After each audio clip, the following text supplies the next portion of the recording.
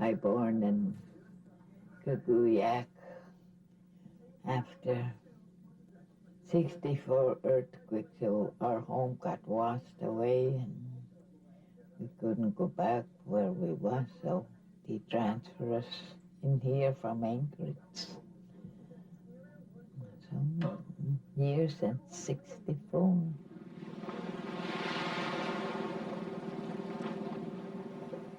Located on the southern tip of Kodiak Island, nestled inside Alutiiq Bay, sits the Alutiiq village of Akhiok.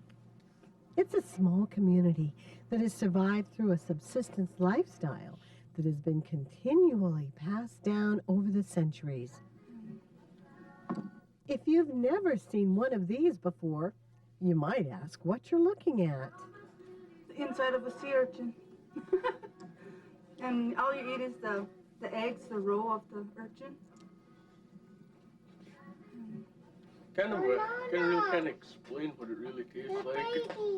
What do you think? It's nothing compared to what you taste anywhere in American food. It's people always ask what it tastes like before they try it, and you can't really explain it unless you try it. It has its own taste. It's salty and sweet at the same time, creamy and.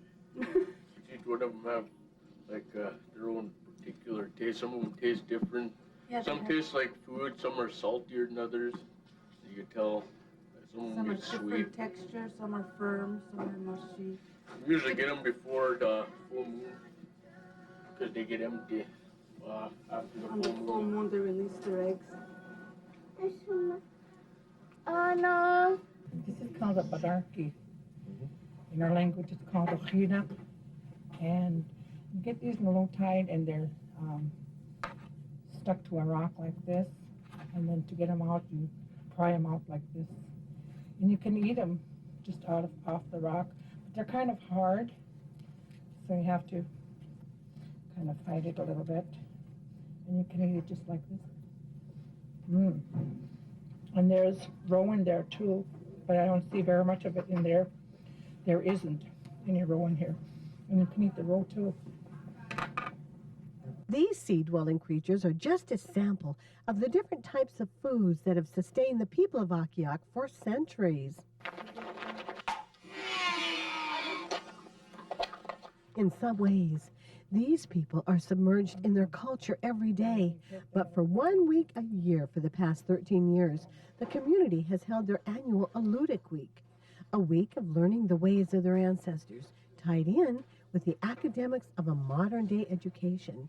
We usually have something that's to do with our culture.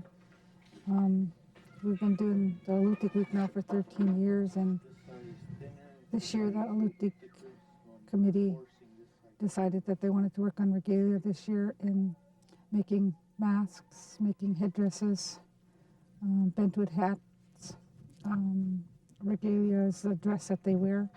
And that's just what they did. With the guidance of family and friends, the youth of Akhiok got hands-on training in the crafts of their ancestors. Teacon Simeonoff, who was raised in Akhiok, returned home to teach his peers how to make bentwood hats. The longer the hat, the more shade you'll have from the glare, the water, as you're kayaking. And the more shade you have, you can see the animal better. These hats are traditional hunting hats that have been used for centuries. It takes great patience and an understanding of the wood being used to make a bentwood hat. From the thickness of the material to the grain of the wood, the knowledge behind each traditional hat can only be gained through the passing down of tradition. Another tradition that is being taught to these youth is mask carving. Each student that carves a mask must have a story that is represented by the mask. Then the time-consuming process of carving out the mask can begin. But these masks will represent more than just stories when they're finished. They'll represent songs as well.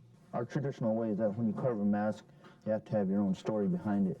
So I sat there and thought before I started carving my mask that I figured that I was a successful hunter, and since I was a little boy when I started off hunting and stuff.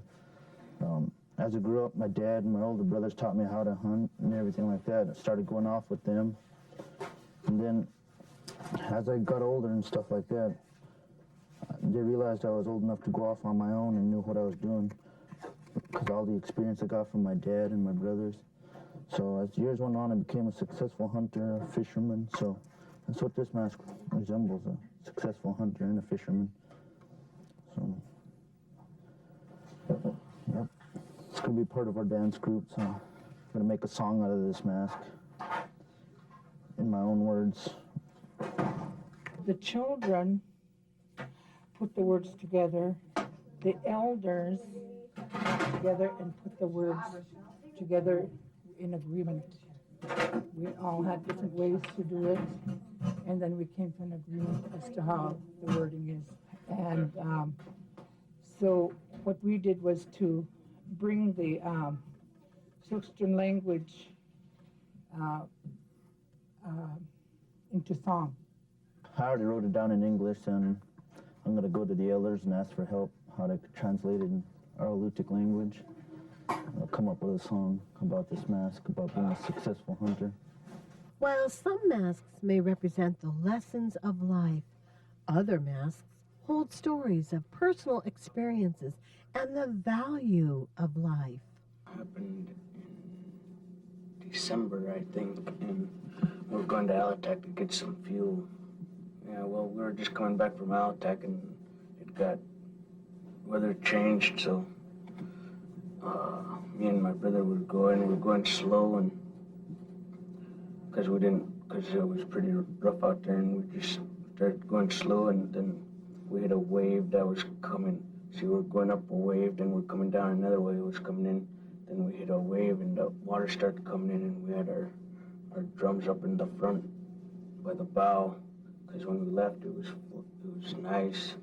We just flipped, and we were underneath the skiff for I was underneath the skiff for about a minute, and I swam on the other side to get on the bottom of the flipped skiff.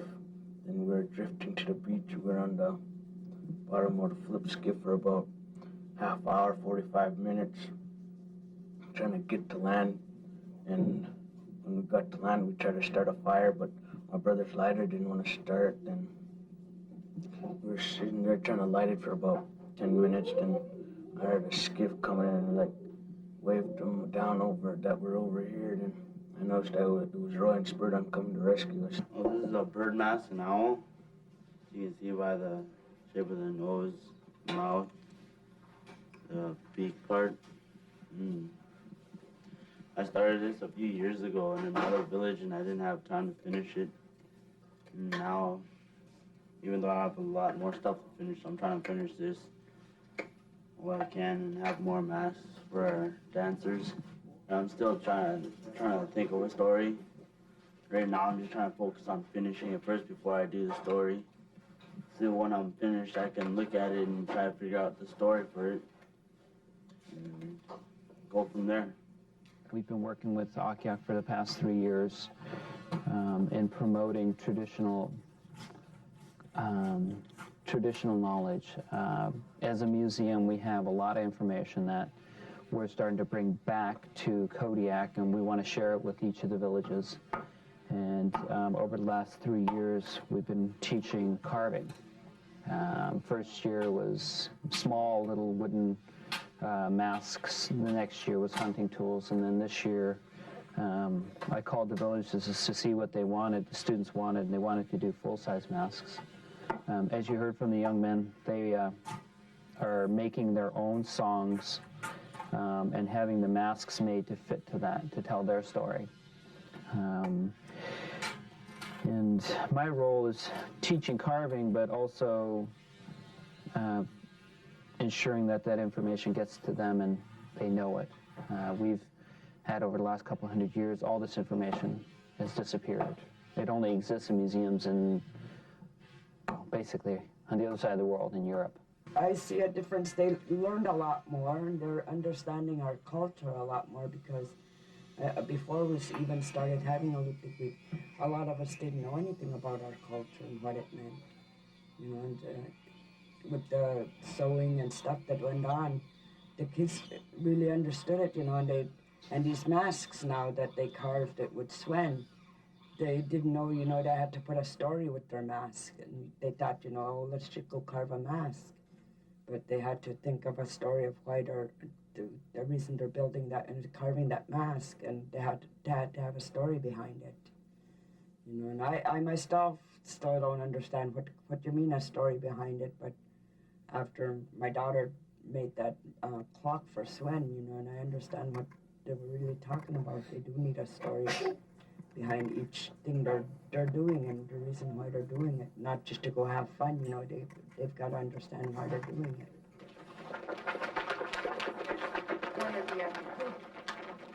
We're just getting the skin and softening out so I can make some purses for pouches or purses or whatever you call them. Out of fish skin, we're just smoothing them out right now. What we're doing is processing salmon skins kind of in a rudimentary way to soften them and make them pliable so that they can be made into either small items, the little pouches, little carrying holder for tools, and just something that will help them understand how it was used in the process.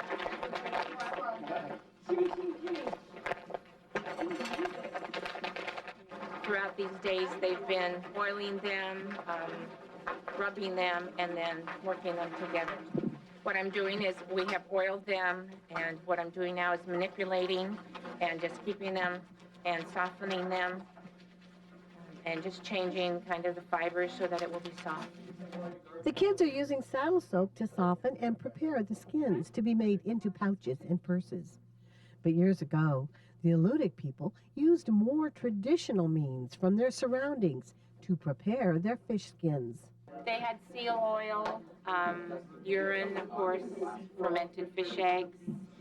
We're going to try to get some seal oil tomorrow. One of the parents has some seal oil, so we're going to try a little bit of that. And if we had bear fat, we would use that as well. Very raw. When we return, we'll see how the Alutiiq take pride in their song and dance. Don't go away. Your Alaska State Troopers remind you that if you're transporting alcohol by common carrier into an area that restricts the sale of alcohol, you must clearly label the package with the words alcoholic beverages and attach an itemized list. Failure to do so is called bootlegging, and it's against the law. Anyone with information on bootlegging is asked to call the Alaska State Troopers. Rewards of up to $600 are paid for successful tips. Let's all work together to stop bootlegging in Alaska. Flying in Alaska? Fly Frontier, the official airline of Heartbeat Alaska. Frontier is expanding again. They've added new routes to Nome, Kotzebue, and the surrounding villages. As you can see, Frontier is now really covering Alaska. So the next time you fly, try Frontier. Frontier offers quick, convenient check-in, low fares, and service direct to many of the villages. Frontier Flying Service is the official airline of Heartbeat Alaska. Make it your official airline too.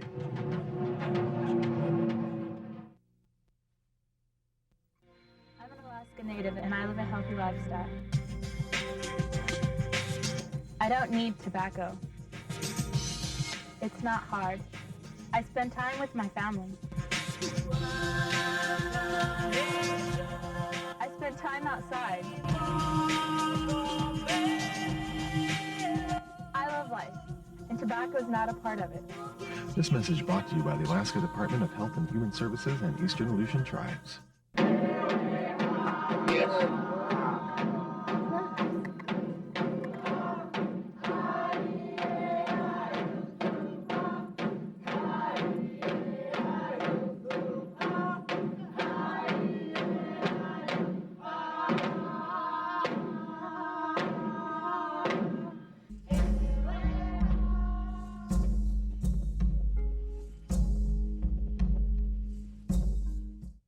Alutiiq Week is a time to look back at the past.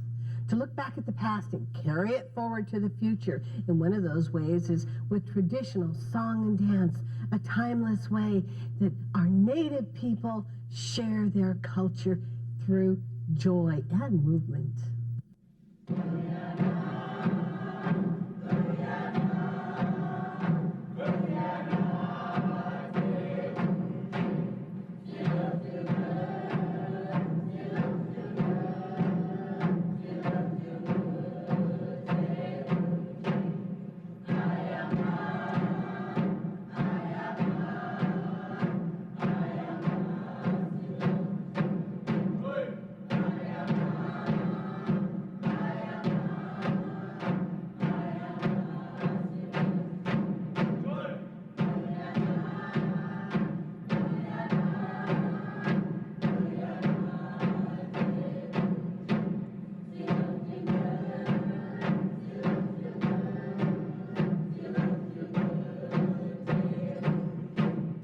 Started here maybe about 5 years ago. There was only 5 kids that started. They were really wanting to dance, so some of the kids in the community and I kind of went ahead and started making regalia. We made about 10 one summer in a 2-month time period, and then the dance group kind of has grown to like the 27 that we have maybe now. It was very small when it first started, and I think this is the biggest it's ever been. And they're really enjoying their dancing. The dance group here, the Kazookwa, or the Akhiok dancers, they have more spirit than I've seen in any other Alutiiq dancers. It's the biggest dance group I've ever seen for our people. And just as many as there are, I think they said, what, 27? And they all have the desire to do it, to want to do it, to want to learn more. And what they're doing differently that I've seen anyone else is they're making their own songs. Yeah, they are just amazing. I just was stunned when I was watching them. I was just like, wow.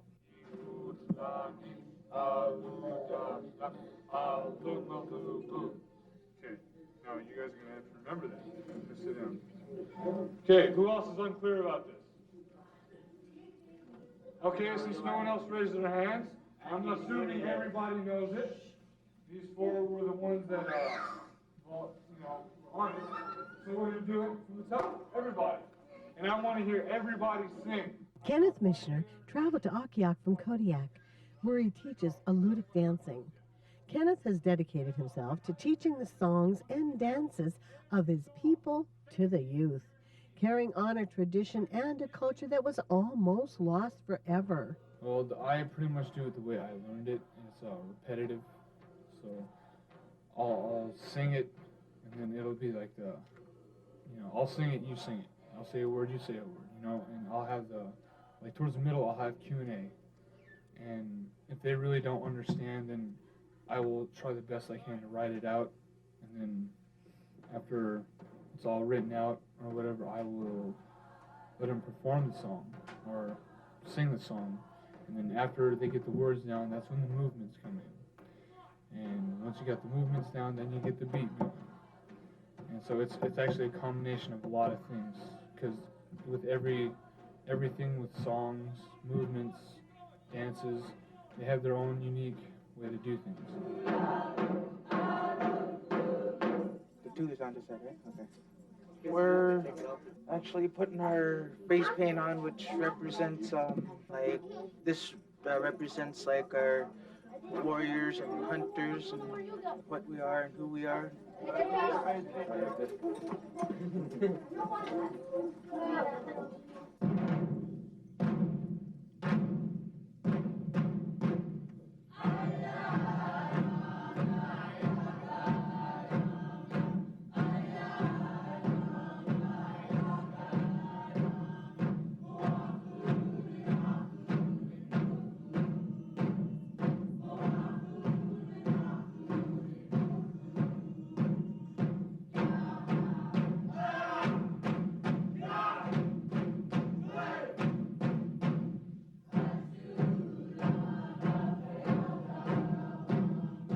Makes me feel pretty good.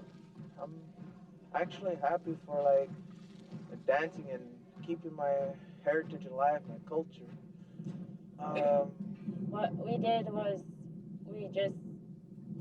this last song that we just made, or the elementary made, they did it in English, and since there was going to be a lot of elders here, they translated it into Alutiiq for us, and they kind of came up with the moves for us.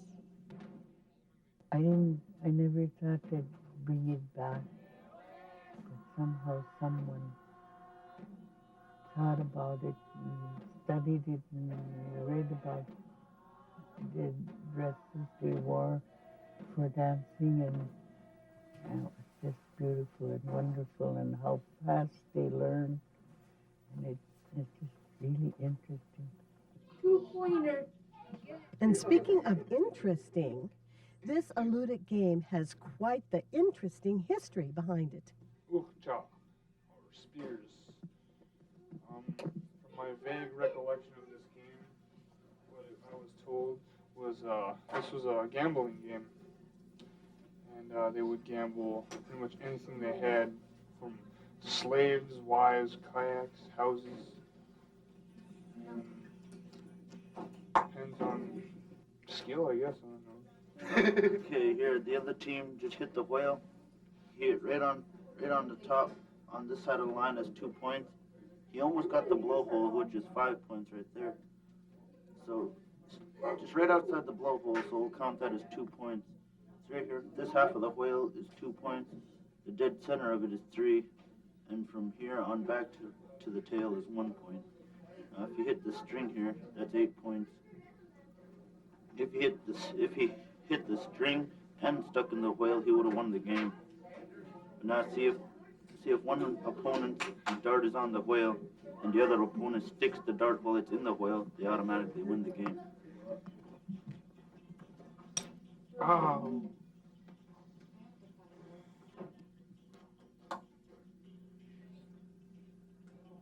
Yes. Whether it be games, crafts,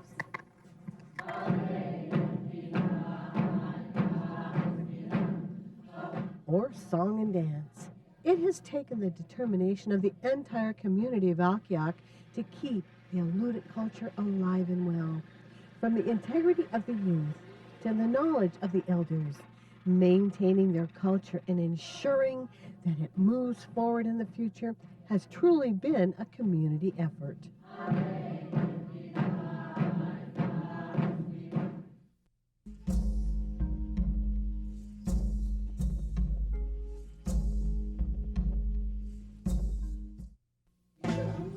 Head Heartbeat wishes to thank Hagelin Aviation Services Incorporated for making our stories possible. We travel on Hagelin Aviation and we thank you for choosing them too.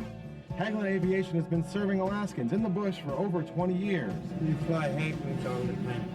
Operating with 29 aircraft at 8 stations across Alaska and servicing over 100 destinations daily.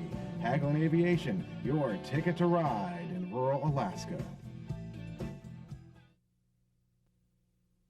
In rural Alaska, we depend upon the rivers and the land for our subsistence.